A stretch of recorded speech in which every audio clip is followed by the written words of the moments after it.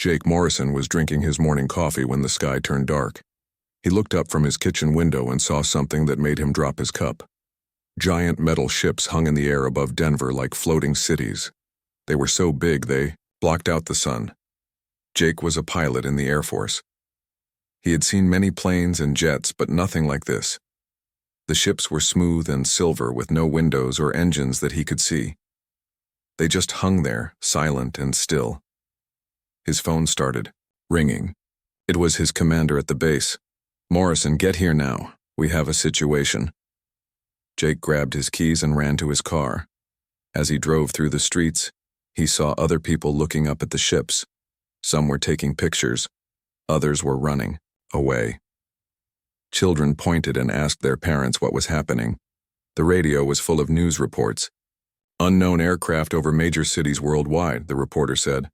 "Military forces are responding. Stay in your homes." But Jake could not stay home. He was a soldier. At the airbase, everything was chaos. Pilots were running to their jets. Ground. Crews were loading weapons. General Frank Adams was shouting orders. "We don't know what they want," the general said. "But we're ready to fight." Jake climbed into his F-22 fighter jet. He had flown this plane hundreds of times, but today felt different. Today he might be fighting aliens.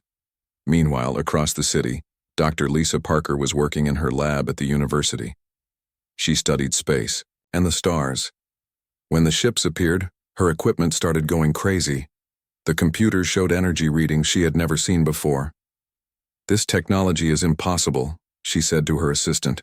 "The power levels are off the charts." Lisa tried to call the government to share what she learned, but all the phone lines were busy. She decided to drive to the military base herself. Back in the sky, Jake and 12 other pilots flew toward the alien ships. The ships were even bigger up close.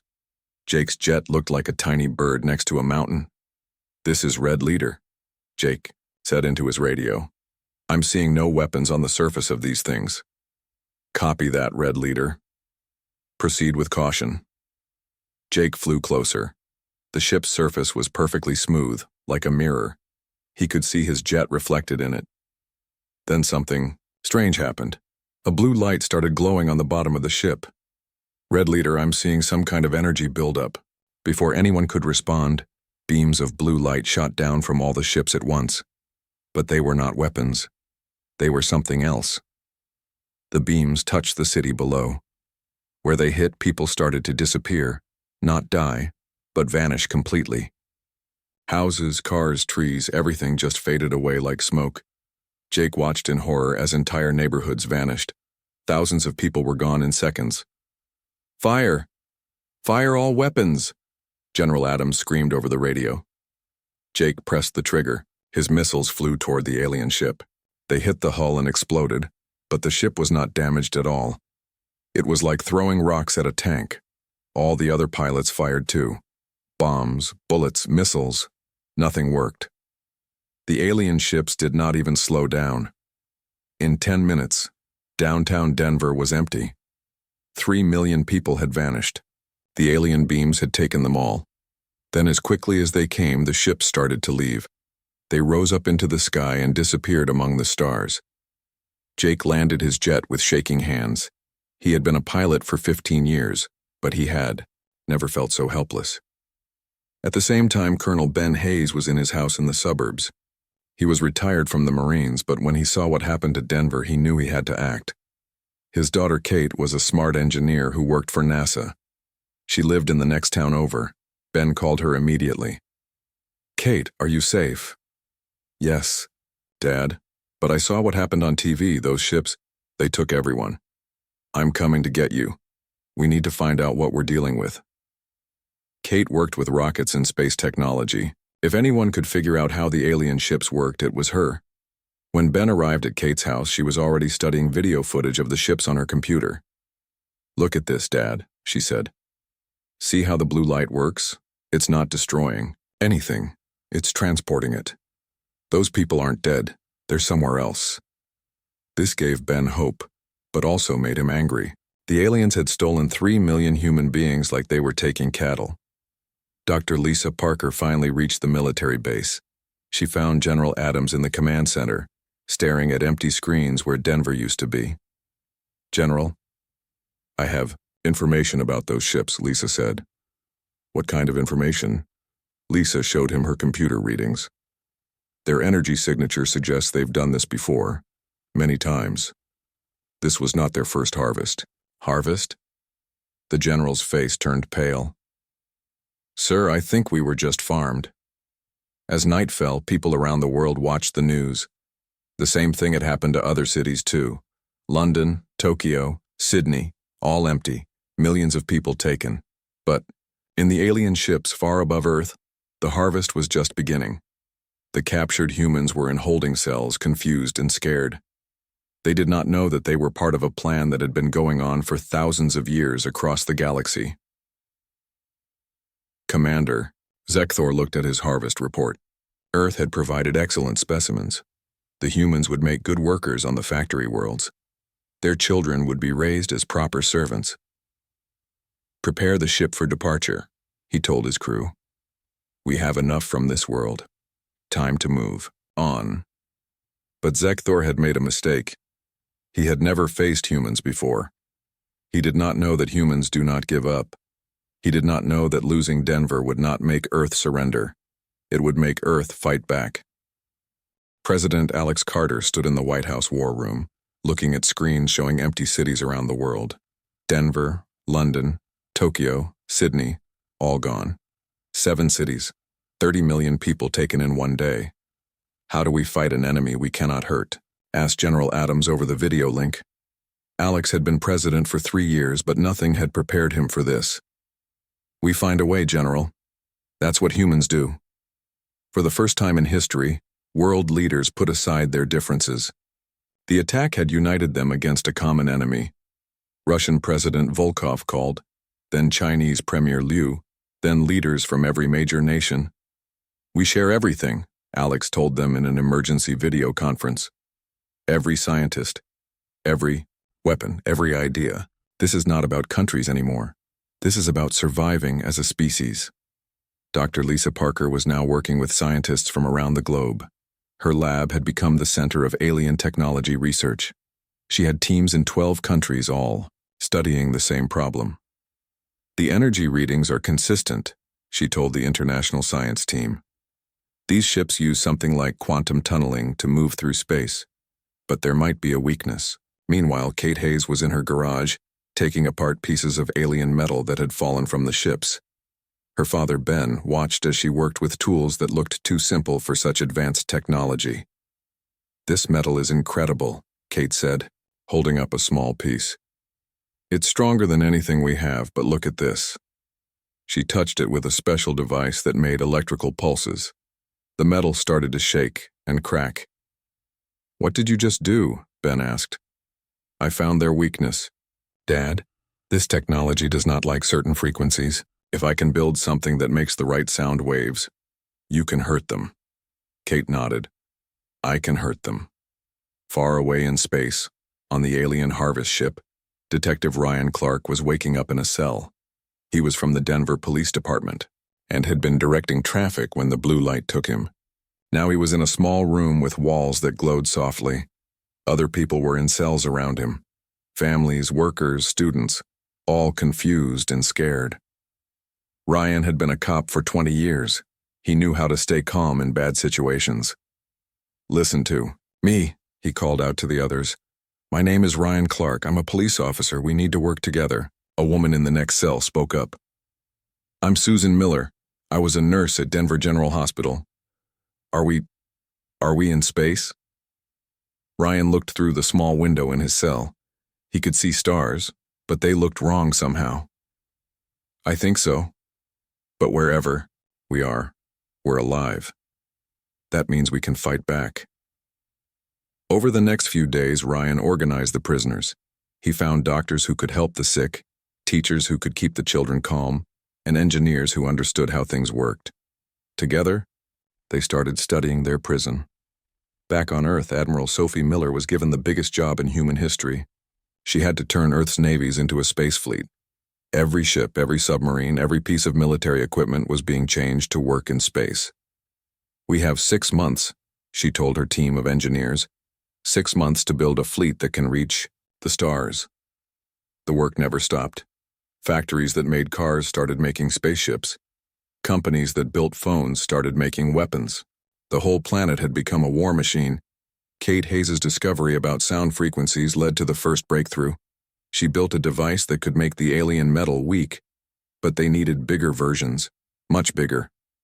If we can put these frequency weapons on spaceships, Kate explained to General Adams, we can actually fight them. Dr. Lisa Parker made an even more important discovery.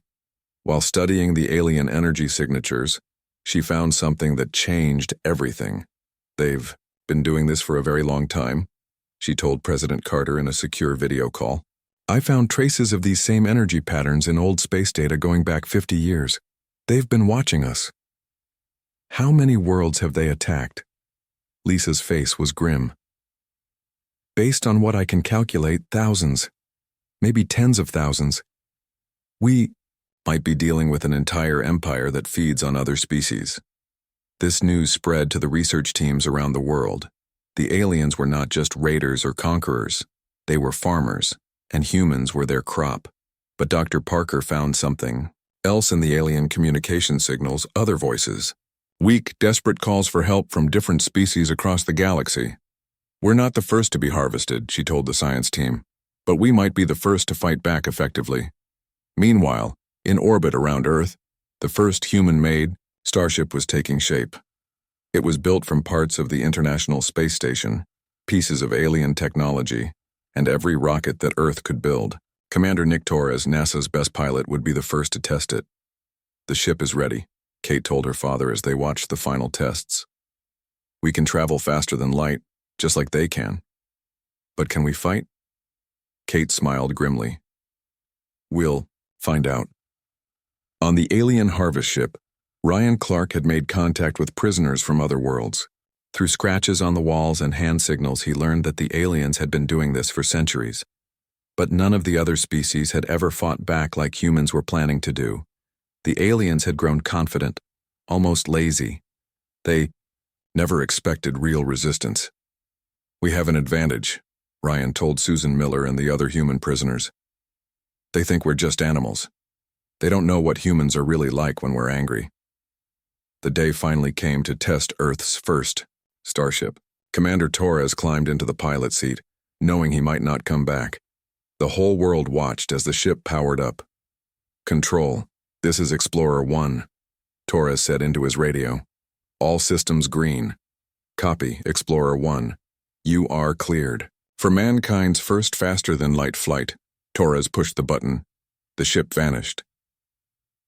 For 10 minutes, Earth held its breath. Then, a flash of light appeared near the moon. Explorer 1 was back. Control, this is Torres. The ship works. We can reach the stars.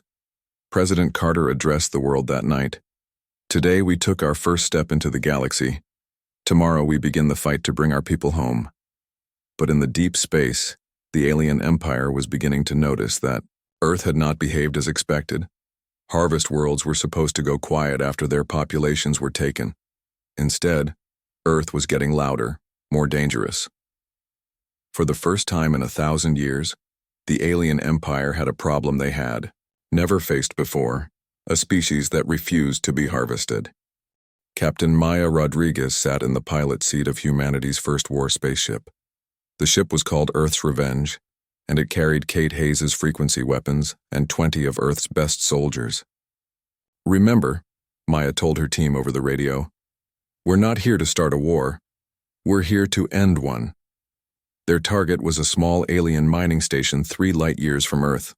According to Dr. Lisa Parker's research, these stations held captured populations from dozens of worlds.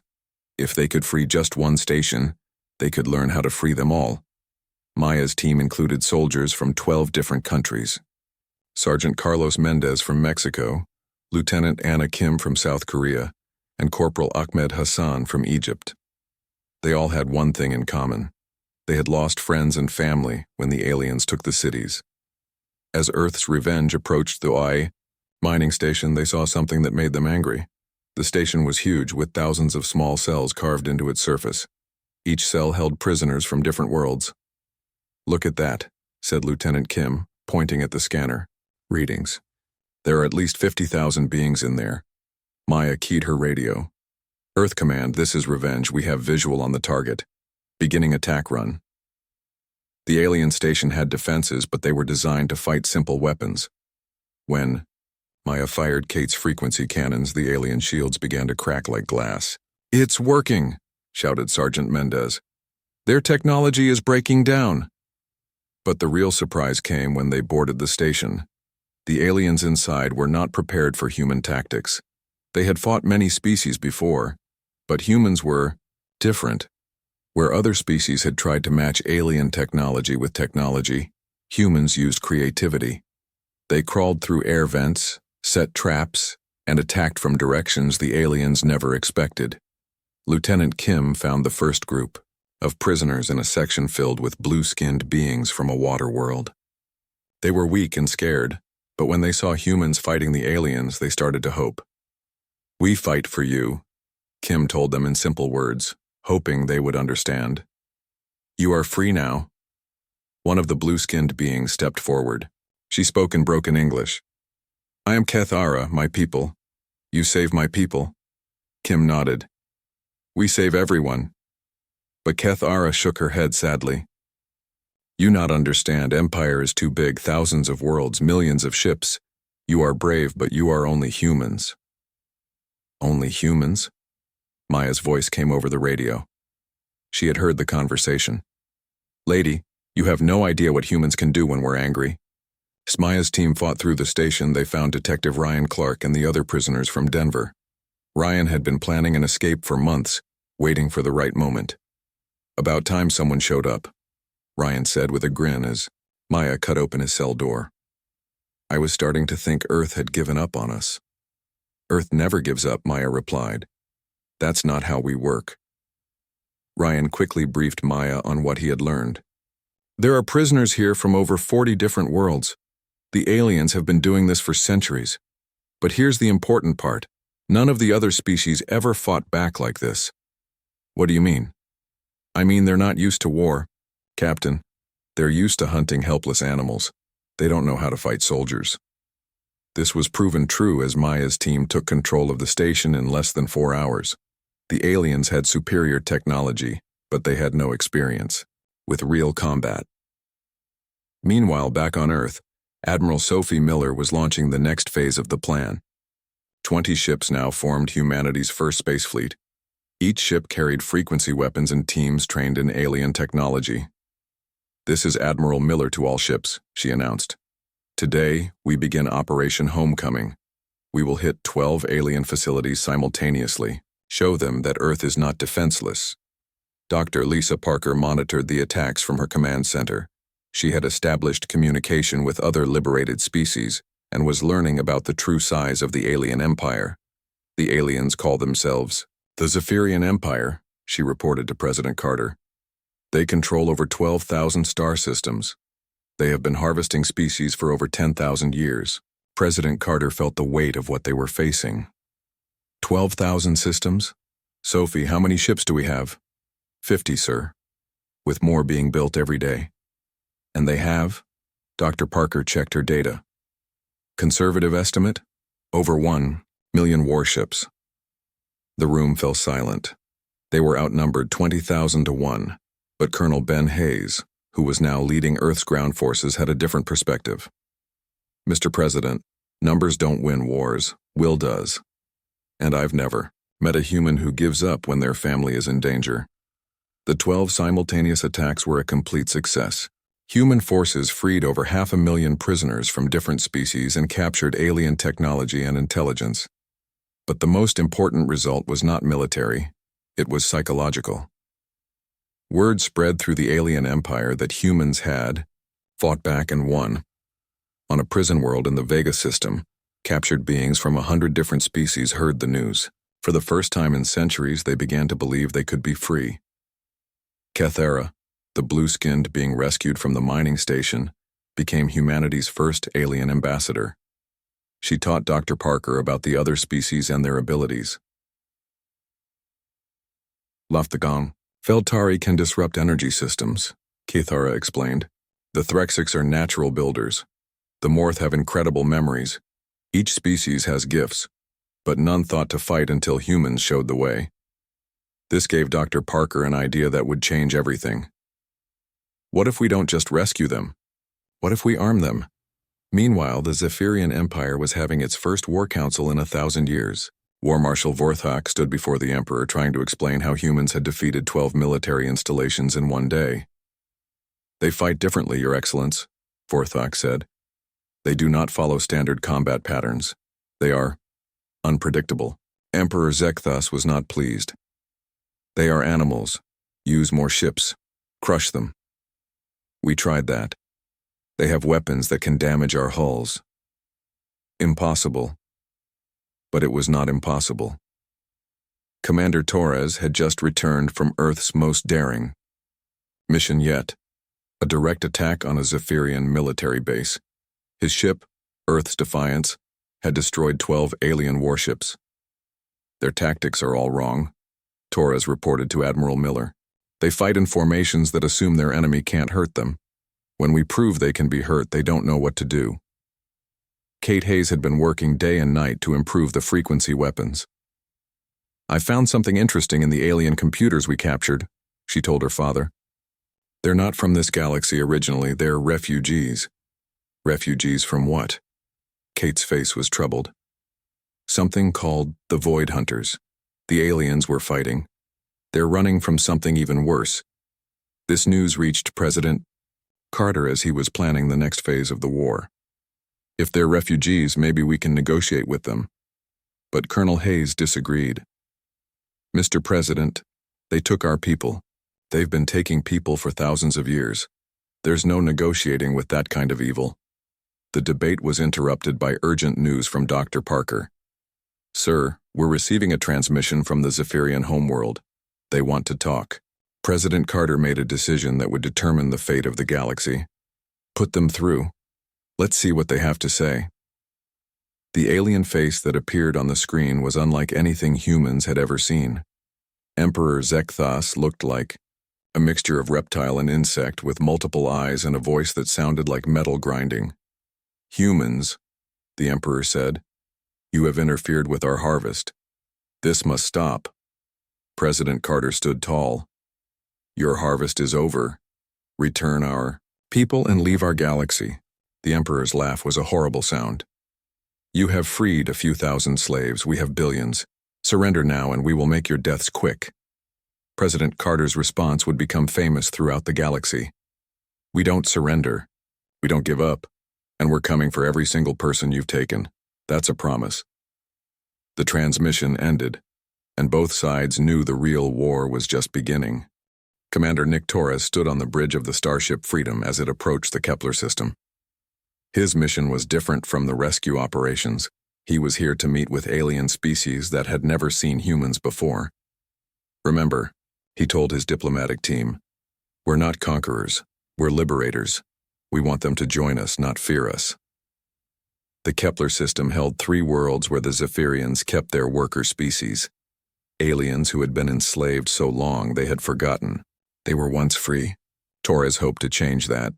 His team included Dr. Sarah Kim, a linguist who had learned to speak 12 alien languages, and Captain Luis Morales, a former teacher who understood how to talk to frightened people. When they landed on the first world, they found something heartbreaking. Millions of tall, thin aliens called the Veltari were working in massive crystal mines. They had been slaves for over 300 years. Who are you? Asked one of the Veltari leaders, speaking through a translation device. Are you new overseers? Dr. Kim stepped forward. We are humans from Earth. We have come to free you. The Veltari stared at them in confusion. Free? We do not understand this word. Torres realized how much work they had ahead of them. These beings had been slaves for so long they could not imagine being anything else. Meanwhile, back in the Sol system, Earth was becoming the center of a growing rebellion. Admiral Miller now commanded 300 ships, with crews from 20 different species. The liberated aliens brought their own knowledge and abilities to the fight. Cathara, The blue-skinned diplomat had become Earth's ambassador to the freed species. She worked with Dr. Lisa Parker to coordinate attacks across multiple star systems. The Threxics have agreed to help, Cathera reported. Their hive mind allows them to coordinate perfectly in battle. They can build ships faster than any other species. Dr. Parker was amazed by what they were learning. Each species has spent centuries developing one particular skill, because that's what the Zephyrians needed from them. Now that they're working together, they're incredibly powerful, Cathera finished. The Zephyrians created their own worst enemy by forcing specialization. Detective Ryan Clark was now leading liberation forces across 12 different worlds.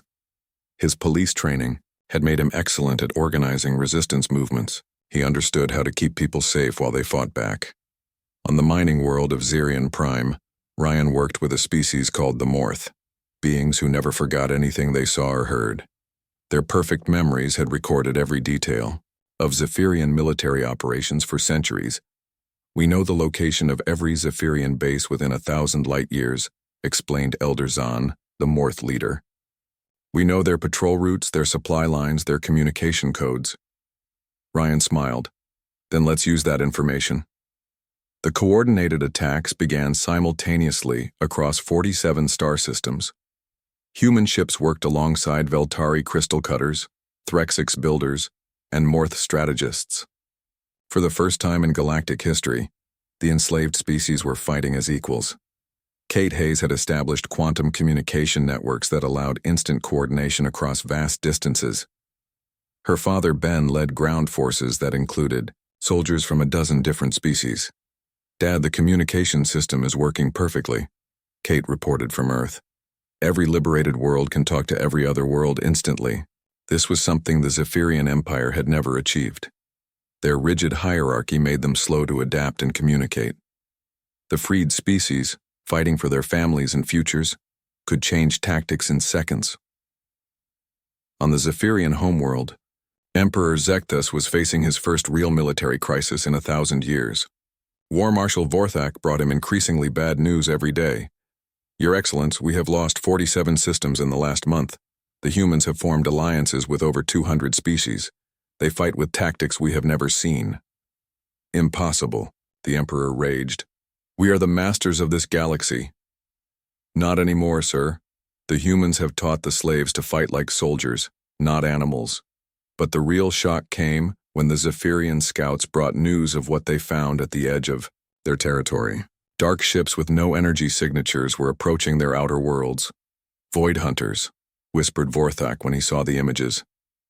They have found us. President Carter was in the middle of a war council when Dr. Parker burst into the room with urgent news. Mr. President, we've intercepted Zephyrian communications. There's something coming, something they call void hunters, and they're terrified of them. Admiral Miller looked up from her battle plans. More aliens? Not exactly, Dr. Parker said, studying her readings. These void hunters don't seem to be alive in any way we understand. They consume consciousness itself. Colonel Hayes frowned. What does that mean? It means they eat minds, souls, whatever makes a being aware. The Zephyrians have been running from them for thousands of years. That's why they've been harvesting other species. Commander Torres, who had just returned from the Kepler liberation, understood first. They were building an army of minds to fight something that feeds on consciousness. President Carter realized the horrible truth. They weren't just evil slavers, they were trying to survive. This news changed everything. As human forces closed in on the Zephyrian core worlds, they found not a proud empire, but a desperate species facing extinction from an even greater threat. The first Void Hunter attacks came without warning. Entire Zephyrian worlds simply went silent, not destroyed, but empty of all thought and awareness. Maya Rodriguez led a reconnaissance mission to one of the attacked worlds. What she found there haunted her dreams forever. The buildings are intact, she reported. The technology still works. But there's no one here. It's like every conscious being just stopped existing. Dr. Parker analyzed the energy readings from the Void Hunter attacks. They don't destroy matter, they absorb consciousness directly. Everything else is left behind like empty shells. The advancing Void Hunter fleet consisted of ships that seemed to be made of empty space itself, holes in reality that moved with purpose. They ignored physical weapons completely, but drew power from every thinking mind they encountered. On Earth, President Carter faced the hardest decision in human history. The Zephyrian Empire was collapsing under the dual pressure of human liberation forces and Void Hunter attacks. Some wanted to let both alien forces destroy each other. But Kate Hayes had discovered something that changed the equation. "Dad, I've been analyzing the Void Hunter energy signatures. I think our frequency weapons might actually be able to hurt them." "What makes you think that?" "Because consciousness exists at specific quantum frequencies. If I can tune our weapons to disrupt those frequencies," Colonel Hayes understood, "you can kill something that feeds on minds." The moment of truth came when Emperor Zekathos did something no Zephyrian ruler had ever done before. He asked for help. "Humans," his message began, "we have wronged you and countless others. But now we face extinction from an enemy that threatens all conscious life. Help us, and we will free every slave, return every captive, and submit to any judgment you demand, President." Carter called an emergency session of the new Galactic Liberation Council, representatives from all the freed species. "The question before us is simple," he told the assembled beings. "Do we let the Zephyrians die, or do we help them fight something that threatens us all?" Detective Ryan Clark, now commanding liberation forces across 50 worlds, spoke for the humans.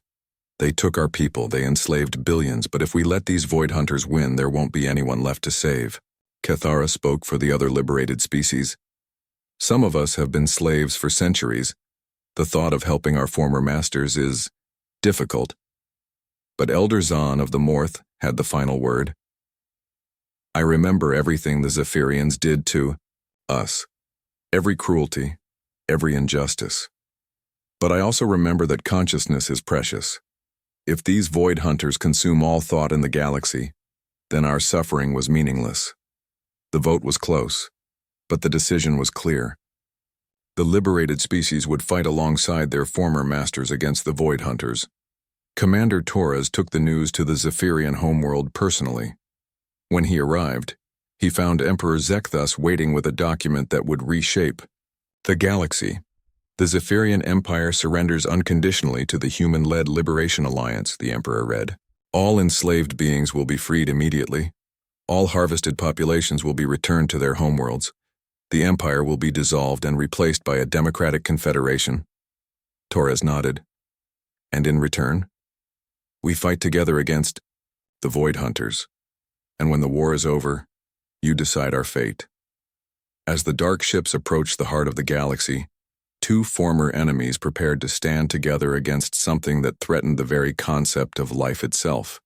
The combined fleet gathered at the edge of the galaxy was unlike anything that had ever existed. Human ships flew alongside Zephyrian vessels, Veltari crystal ships, Threxix biomechanical craft, and vessels from over 300 liberated species. Admiral Sophie Miller stood on the bridge of the flagship Unity, looking at the tactical display. 5,000 ships, she said to Commander Torres. The largest fleet in galactic history. But they were still outnumbered. The Void Hunter armada approaching them consisted of 10,000 dark vessels that seemed to bend light around them. Detective Ryan Clark was now Admiral Clark, commanding the multi-species ground forces. His job was to coordinate boarding parties, if any Void Hunter ships could be captured. "Remember," he told his diverse team, "these things feed on consciousness. Stay focused, stay angry, but don't let fear take over. Fear makes you easier to consume." Kate Hayes had spent weeks modifying every weapon in the fleet. Her frequency technology was the only thing that had ever damaged a Void Hunter, but she had never tested it on this scale. "Dad, the quantum calculations are holding steady," she reported to Colonel Hayes. "But I'm not sure what will happen when we fire all these weapons at once."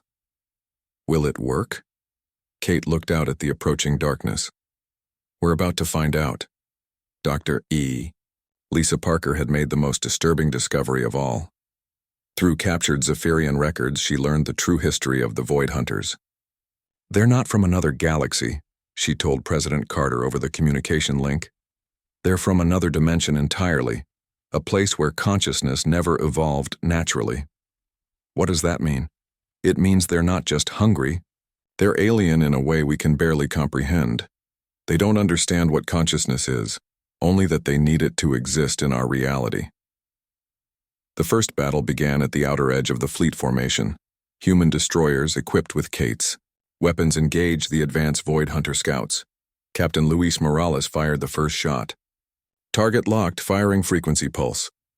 The weapon struck the Void Hunter ship, and for the first time in galactic history, one of their vessels took damage.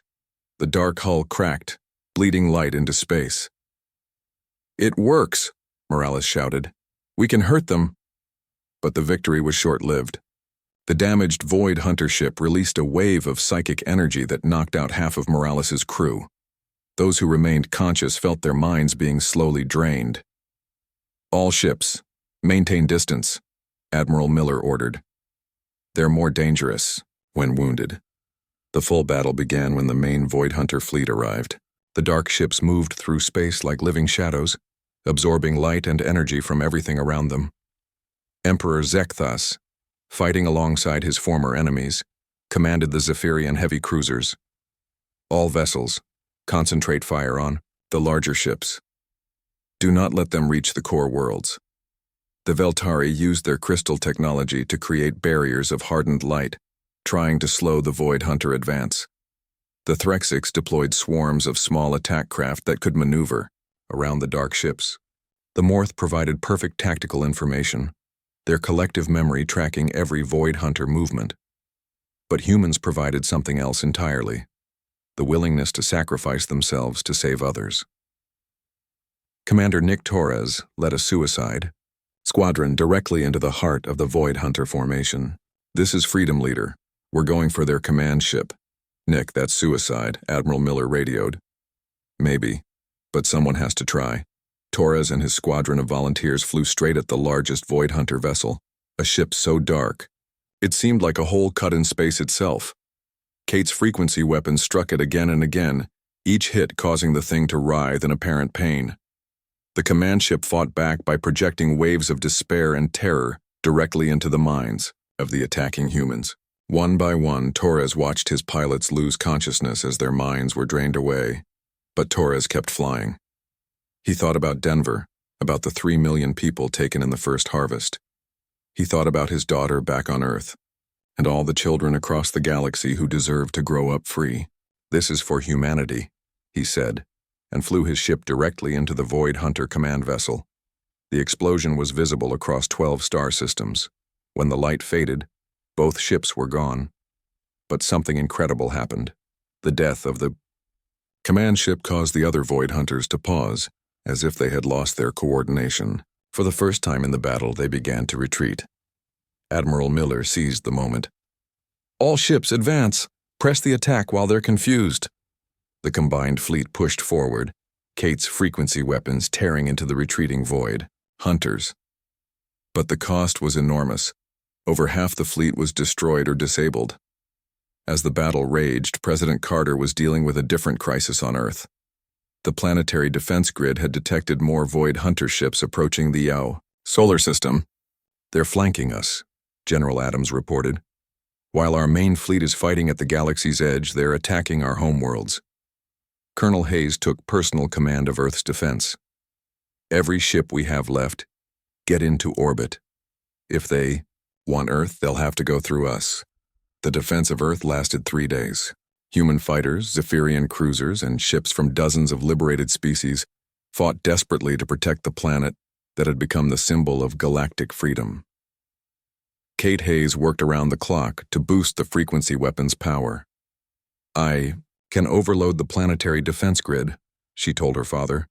"Turn every satellite, every space station into a weapon. What's the risk? We'll lose all our orbital infrastructure, but we might be able to create a frequency pulse powerful enough to drive them away from the entire system." Colonel Hayes made the decision. "Do it." The pulse that erupted from Earth was visible from 100 light-years away. Every piece of human technology in orbit burned out, but the wave of quantum energy sent the attacking Void Hunters fleeing back into the darkness between dimensions.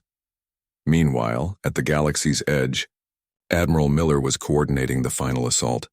The Void Hunter fleet was in retreat, but they were heading toward inhabited systems. "We can't let them escape," she told her remaining captains. "They'll consume every conscious being they find." Detective Ryan Clark had an idea that seemed impossible. "What if we don't try to destroy them? What if we try to trap them?" "Trap them how?" Ryan explained his plan.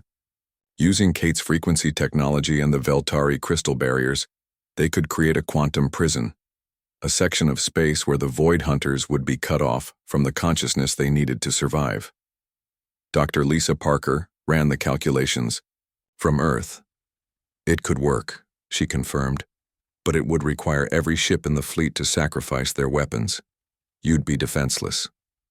Admiral Miller didn't hesitate. "All ships, prepare for Operation Cage. We're going to lock these things away forever." The final battle was not fought with weapons, but with sacrifice and coordination. Ships from hundreds of species worked together to create an expanding field of quantum energy.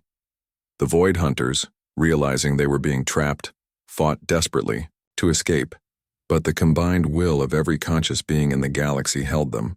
The prison closed, sealing the Void Hunters in a section of space where they could exist but never again threaten living minds. When the battle was over, less than 1,000 ships remained of the 5,000 that had begun the fight. But the galaxy was safe. 5 years later, President Carter stood in the rebuilt city of Denver, addressing representatives from over 500 worlds. The old Zephyrian Empire had been replaced by the Galactic Confederation, with Earth serving as the neutral meeting ground for all species. "Today marks the 5th anniversary of Liberation Day," Carter said to the assembled beings.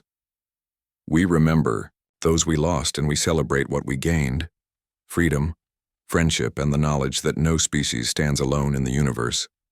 Admiral Miller, now head of the Confederation Defense Force, maintained the quantum prison that held the Void Hunters. Former Emperor Zekthos worked as a simple administrator, helping coordinate aid to worlds still recovering from centuries of enslavement.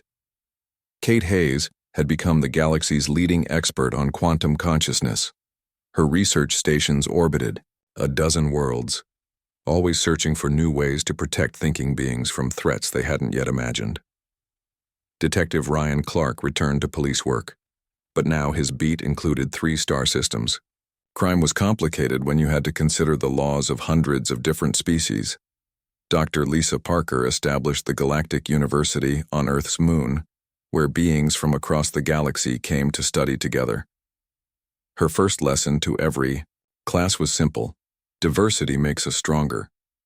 Commander Torres was remembered as the hero who broke the Void Hunter coordination, with monuments on 100 worlds.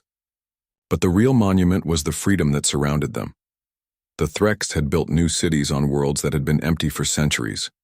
The Veltari created crystal gardens that sang with harmonic frequencies. The Morth established libraries, where the history of every species was preserved forever. And humans? Humans did what they had always done best. They explored. Human ships carried mixed crews to the edge of known space, always looking for new worlds, new species, new friends. The galaxy had learned that the strongest civilizations were not built on conquest, but on cooperation. The Zephyrian Empire had ruled through